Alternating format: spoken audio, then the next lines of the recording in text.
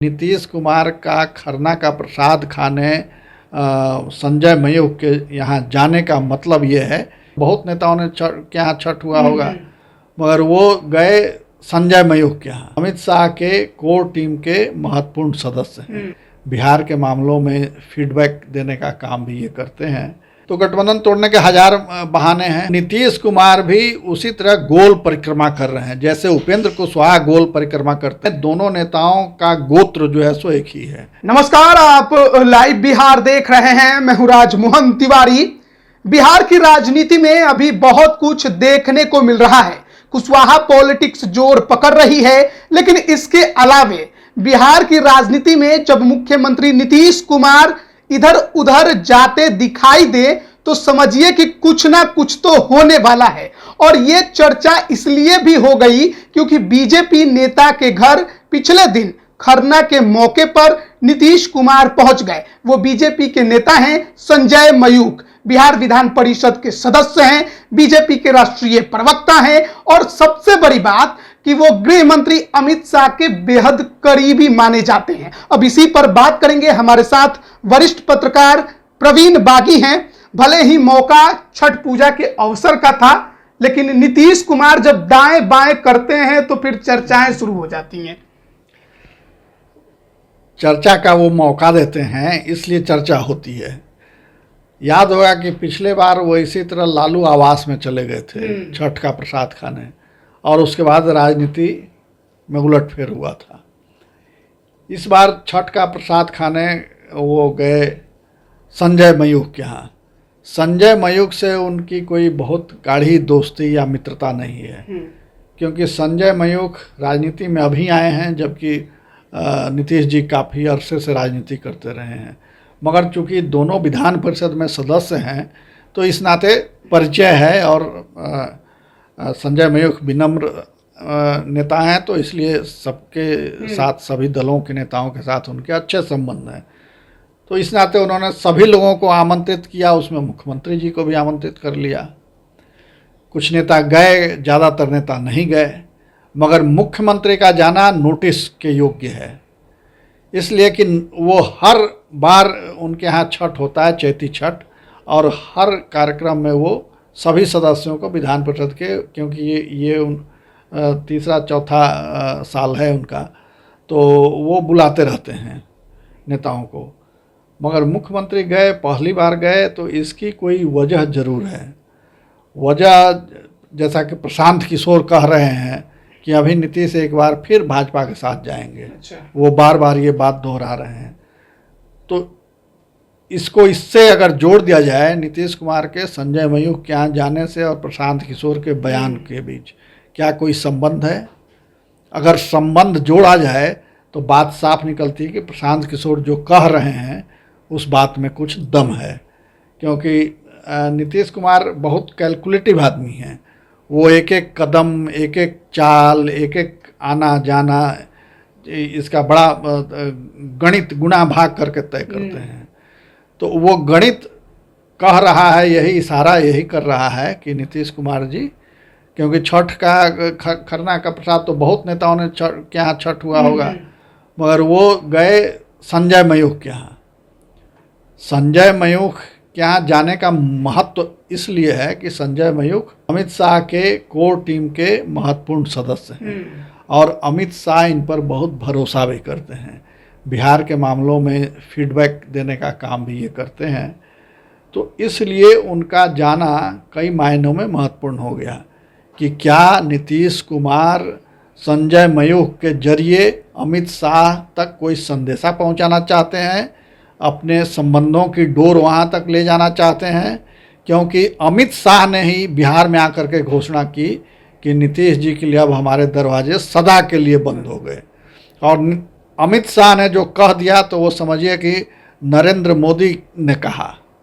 नीतीश कुमार भी इस बात को समझते हैं, और इसीलिए वो बंद दरवाजे को कहीं खुलवाने की कोशिश तो नहीं है।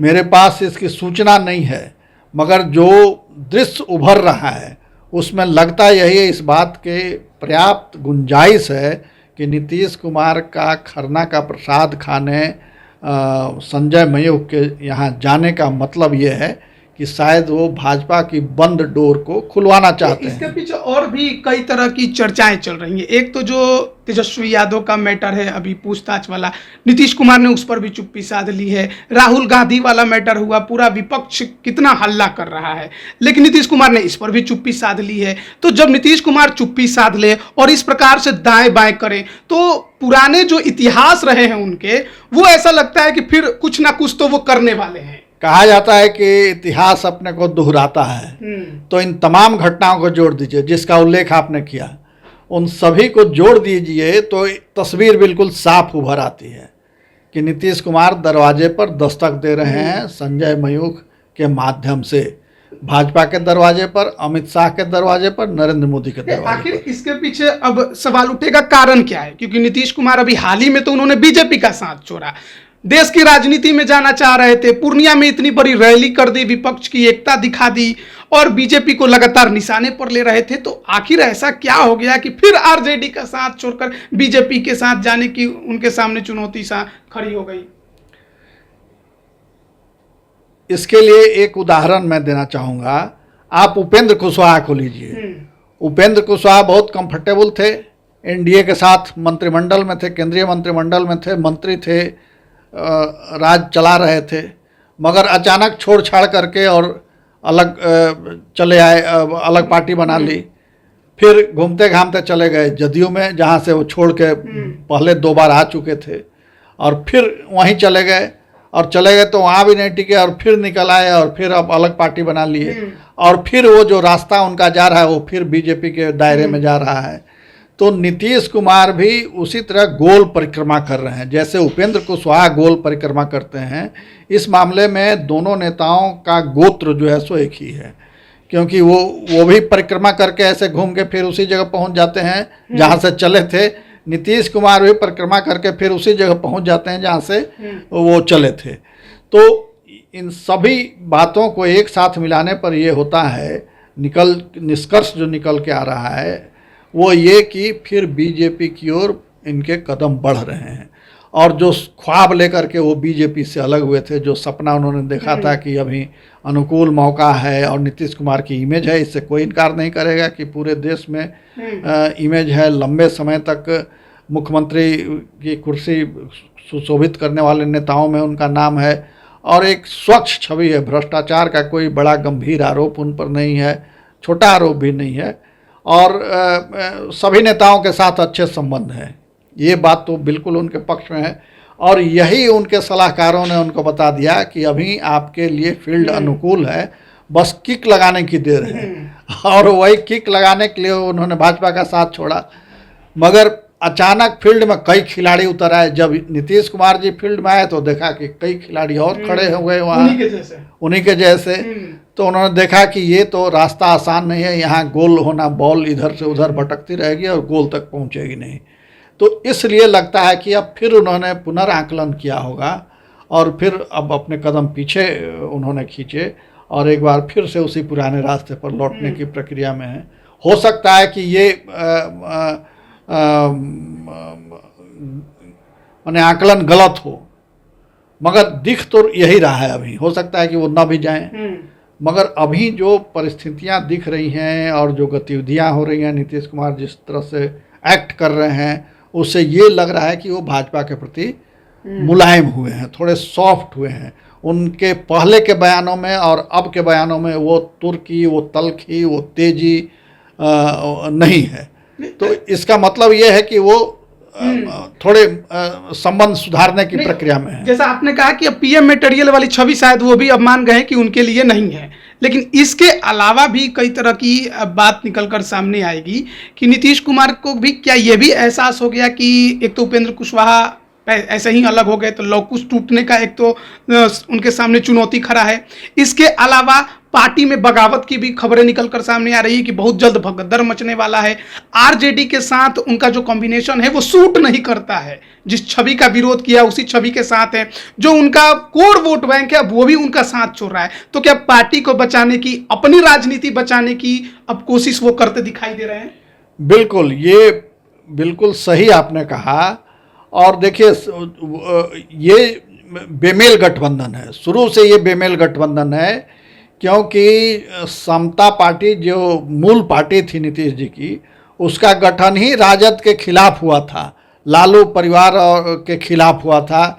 लालू राबड़ी के शासनकाल में जो ज्यादतियाँ हुई थी और जो लोग परेशान हुए थे, उसके लिए हुआ था कि उनको कैसे छुटकारा दिलाया जाए इस राज से। और फिर जो इनको वोट मिले, जिसके बल पर इन्होंने शासन किया, वो सब लालू राबड़ी विरोधी वोट थे। और फिर आप उसी के गोद में जा बैठे, जिसके खिलाफ आप लड़ाई लड़ रहे हैं, जिसके खिलाफ लड़ते हुए आप यहाँ तक पहुँचे, जनता ने आपको इतना समर्थन दिया और आप फिर पलट करके उधर ही जा करके बैठ गए। तो ये बिल्कुल बेमेल है। ना राजद कंफर्टेबल है इनके साथ। राजद तो ये है कि सत्ता में आ गए मगर कंफर्टेबल नहीं रहते हैं, और नीतीश कुमार जी और उनके जो विधायक हैं वो तो कंफर्टेबल नहीं ही होंगे। मगर राजनीति की कई मजबूरियां होती हैं, तो उन्हीं मजबूरियों के तहत एक गठबंधन बना है। मगर ऐसे गठबंधन चलते नहीं हैं ज़्यादा। जैसे भाजपा का भी बना था यूपी में मायावती के साथ, तो बीच ही में टूट गया। उसी तरह वहाँ कर्नाटक में बना था बोम्मई की पार्टी के साथ, नहीं, ये जो प्रधानमंत्री थे देवगौड़ा जी की पार्टी के साथ, तो वो भी बीच में टूट गया। तो ऐसे बेमेल गठबंधन बन तो जाते हैं राजनीतिक मजबूरियों के तहत, मगर लंबा चलते नहीं। तो वही स्थिति बिहार में है। यहाँ भी गठबंधन बन गया जरूर, मगर वो स्मूथ नहीं है, जो फंक्शनिंग उसकी ठीक नहीं है, हमेशा खटपट खटपट होते रहता है। आप देख रहे हैं कैसे राजद के नेता खुलेआम बयान दे रहे हैं। लेकिन इसमें यह भी तो सवाल होगा ना, क्योंकि अब बीजेपी ने कह दिया कि दरवाजा बंद है, तो ये भले मान लिया जाए कि पूरी तरह से बंद ना भी हो, लेकिन सीएम की कुर्सी पर दांव कौन लगाएगा? बीजेपी का कहना है कि अब हमारी बारी है। नीतीश कुमार अगर राजनीतिक करियर और बचाना चाहते होंगे तो वो सीएम के पद के नीचे तो अब नहीं जाएंगे, तो फिर उनका राजनीतिक भविष्य किस करवट लेगा? नहीं, देखिए, राजनीति में कोई घोषणा या कोई ऐलान जो है वो अंतिम नहीं होता, उसके आगे पीछे भी बहुत कुछ छिपा रहता है। तो कई विकल्प हैं। ठीक है कि नीतीश कुमार को अब बीजेपी स्वीकार नहीं करेगी मुख्यमंत्री के रूप में, उसके पास और भी रास्ते हैं। नीतीश कुमार को कहीं और दूसरी जगह एडजस्ट किया जा सकता है, और फिर यहाँ भाजपा की सरकार बन सकती है नीतीश कुमार के दल के सहयोग से, समर्थन से, क्योंकि अभी चुनाव होने वाले हैं अगले साल। तो अब चुनाव में क्या स्थिति होगी उसके आधार पर फिर नए सिरे से जोड़ तोड़ होगा। तो वैसी स्थिति में नीतीश कुमार चाहते हैं कि हम कंफर्टेबल पोजीशन में रहें, और अब वो भी मुख्यमंत्री बनने के इच्छुक अब नहीं दिखते हैं। तो इसलिए चूँकि वो खुद कह चुके हैं, तेजस्वी यादव भी सदन में उनके सामने, कि वो प्रधानमंत्री पद के दावेदार नहीं, मैं मुख्यमंत्री की हड़बड़ी में नहीं हूँ। तो ये हो सकता है कि कोई नया राजनीतिक एक एडजस्टमेंट हो। एक आखिरी सवाल, अगर महागठबंधन से नीतीश कुमार को बैक होना होगा, यानी राजद का साथ छोड़ना होगा, 24 के बाद छोड़ेंगे या फिर 24 से पहले ही जो होना होगा हो जाएगा? नहीं, देखिए, जब तेजस्वी यादव के साथ पूछताछ चल रही है सीबीआई की, और कब क्या कार्रवाई करे सीबीआई, क्या कार्रवाई करे, अगर चार्जशीट कर देती है, चार्जशीट पहले भी हुई है, फिर नई कोई चार्जशीट कर दे, तो ऐसी हालत में एक इनको मौका मिलेगा कि हम बैक हो जाएं, गठबंधन तोड़ दें, कि भाई ऐसे दागी के साथ हम नहीं चल सकते, जैसा कि पहले कह के हटे थे कि सवाल का जवाब उनको देना चाहिए था, नहीं दिए। तो गठबंधन तोड़ने के हजार बहाने हैं और बनाए रखने के भी हजार तरीके हैं। तो मगर जब एक बार मन टूट जाता है तो वो चलता नहीं है, तो देखिए, बिहार की राजनीति में लगातार कुछ ना कुछ हलचल देखने को मिलती रहती है। पहले जनता दल यूनाइटेड में ही उपेंद्र कुशवाहा ने बगावत कर दी, पार्टी छोड़ दिया, एमएलसी का पद त्याग दिया, खुद की नई पार्टी बना ली।